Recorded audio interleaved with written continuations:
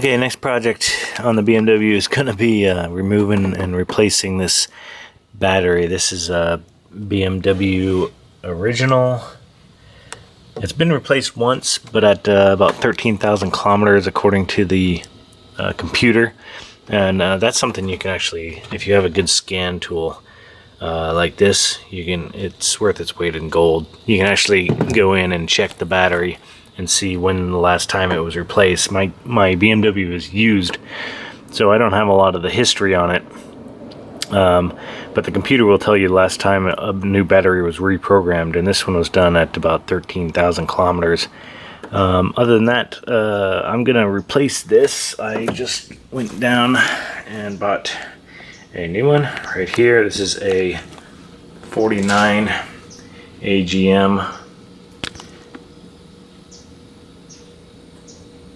92 amp hour. You'll need the amp hour rating when you change it out so that you can program it correctly, and that scan tool I have is able to program the new battery, so that's a good thing. If you don't have a way to program the new battery, you're gonna have to go to BMW to get them to program it, and supposedly it costs a lot of money.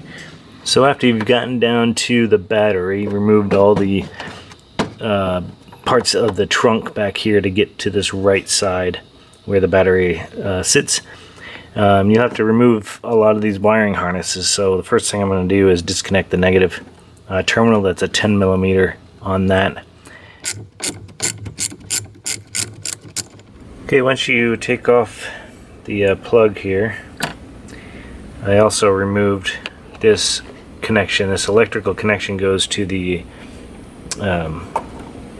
it goes to this module right here on the back. This is for the IBS, or the battery system. It monitors the battery for health, and supposedly it's supposed to tell you if your battery is getting bad, but I don't know if I trust it too well. So my battery wasn't throwing any codes, or I was getting no information on the system and the screens to tell me that my battery was going bad. I just decided to replace it because it's been so long. To remove the negative cable, I put a cover on it just to make sure that it doesn't make contact with anything as I'm taking it out. I'm going to do the same for the positive. Once I uncover that, there's a bunch of wires on this system here. So I'm going to remove this 13 millimeter nut here. To get to that, you just lift up on this tab here. Once you have that nut off, you can remove this whole piece. There's some wires connected to it. I'm not sure if I'm going to disconnect some of this stuff or if I'm just going to move it out of the way. I'm also going to have to disconnect over here. We'll see how that's held on in a second here, but first thing I'm going to do is take off this plastic housing here. And to do that, there's this metal band, and you just kind of stick a pry tool down in there, and that'll release the tab. And so you can see now it's very loose, and so you can lift it off. In order to lift this out, you have to remove this one last connection here, this black connection with this cable attached to it. So right on the front side of this there is a push pin, so you push that in as you're pulling it out, and it'll come out the back here like so.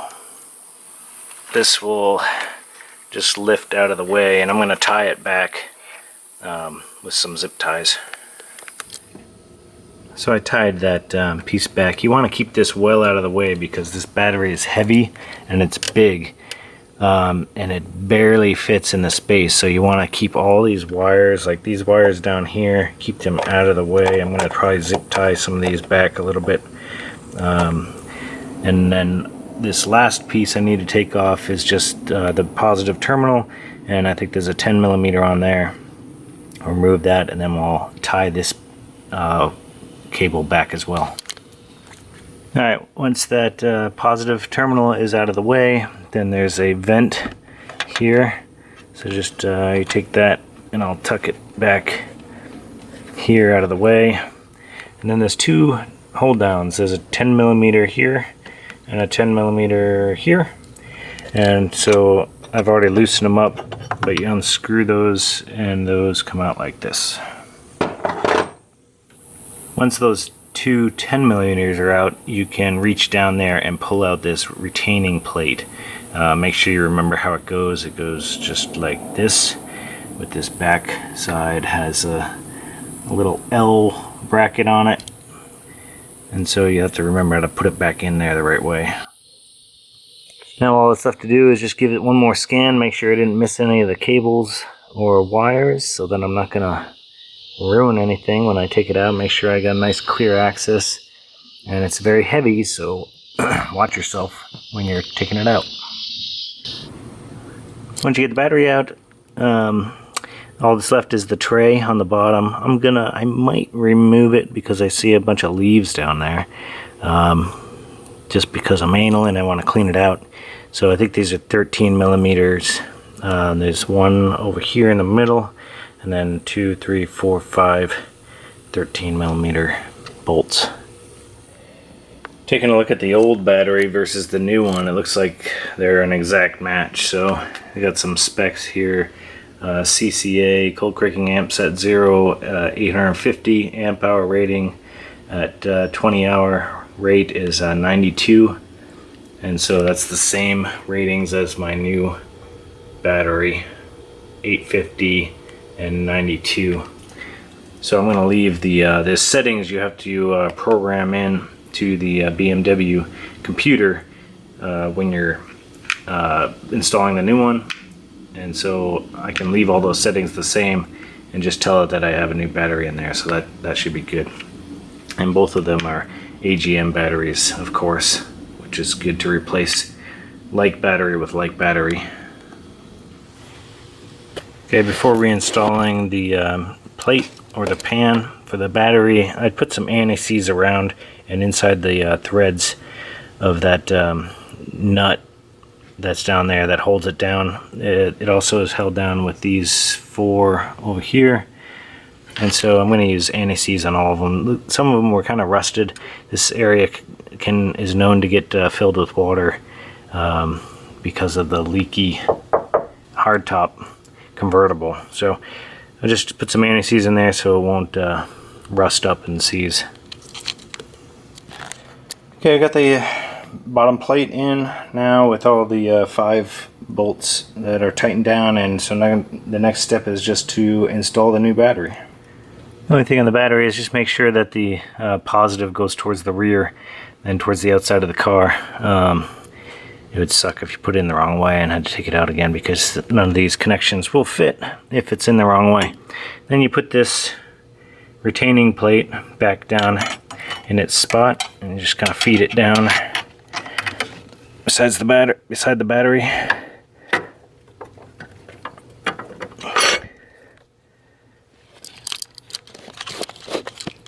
And it should sit in there,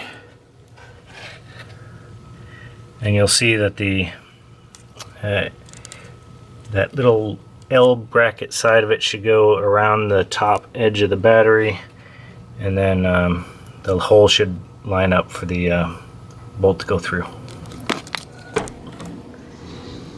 Okay, once you get the 2 tie-down bolts in and tightened, then the next step is to reattach the positive terminal.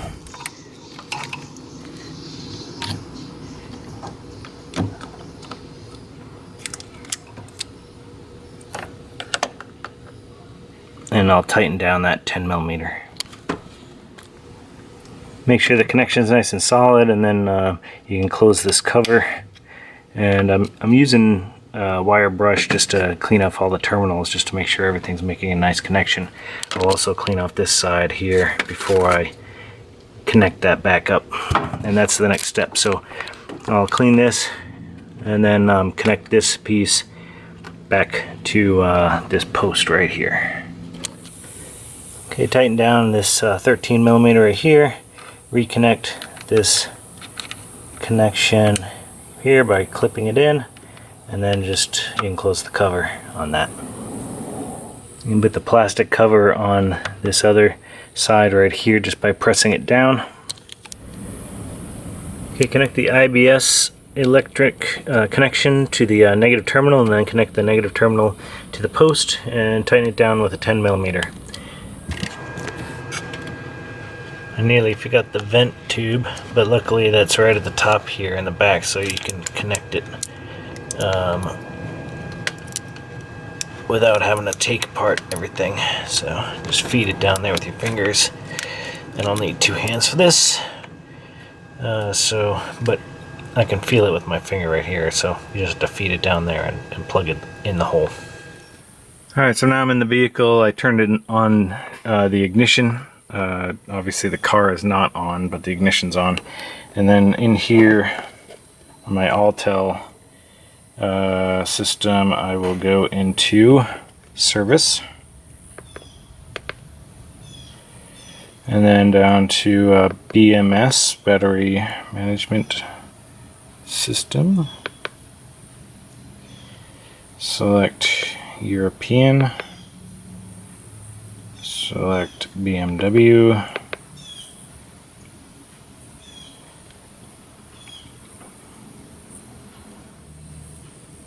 okay, so on this next screen, options are BMS reset, special functions, battery usage history. I'll select BMS reset, and then it gives me some notes here. Battery replacement, turn the ignition on and turn the engine off, so that's the scenario I have right now. Ignition's on, car is off. Store current mileage for battery, so that's what it's going to do. Okay, so then it has some options. So the old battery, 90 amp hour, a new battery, and you have some selections you can select. So the old battery was a 90 amp hour. The new battery is also the same. It's actually 92, but I don't think there's an option for 92. It has 90, 40, 46, 55, blah, blah, blah, blah, blah, all the way. Actually, it has a 90 amp hour AGM. So I'm going to select 90 amp hour AGM. 90 amp hour AGM. And the old one was also a 90 amp hour AGM. Nope. Oh, it doesn't let me select that. So that must be stored already in there. So I don't know if someone who did it last time stored the improper value or what. Or if it even matters. But I'm going to select 90 amp hour AGM for the new battery. And then I'm going to select finish down here at the bottom.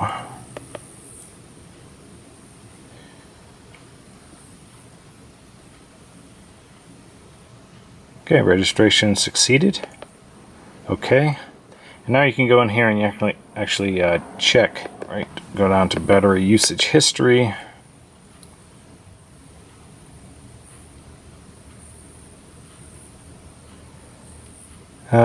Some notes here, click OK.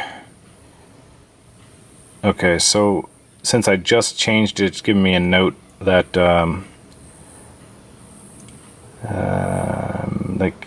there's no recording, there's no data recorded, I guess, so. But it does have, okay, so it does have due data. Yep, this actually worked. Nice.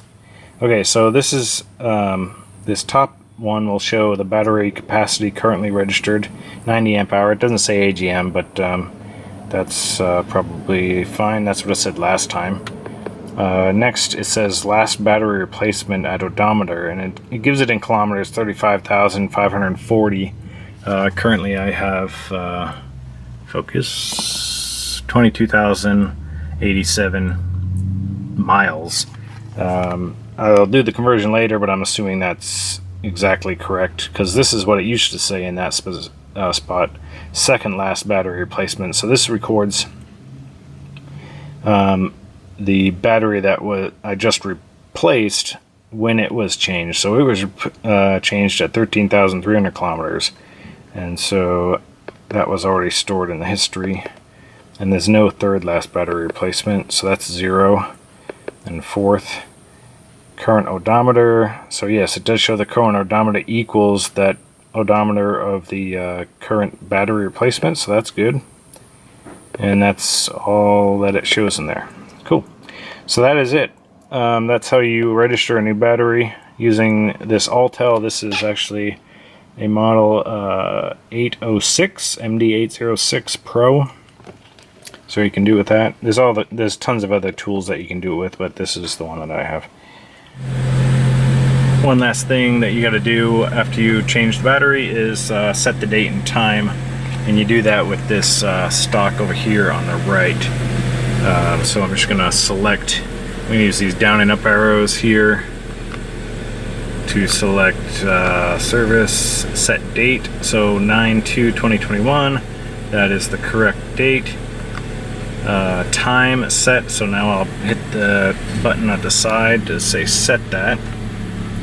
And the time is now, let's see, 2:45 p.m.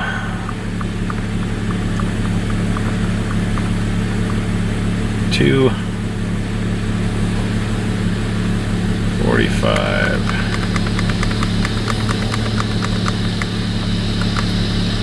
p.m. Okay, so now that's set. It'll also show up here on the top of your infotainment screen, and that's it. That's how you change out the battery in a 2012 BMW 335i. This is an E93 model, but it's similar for all the E90, E91, E92, and E93.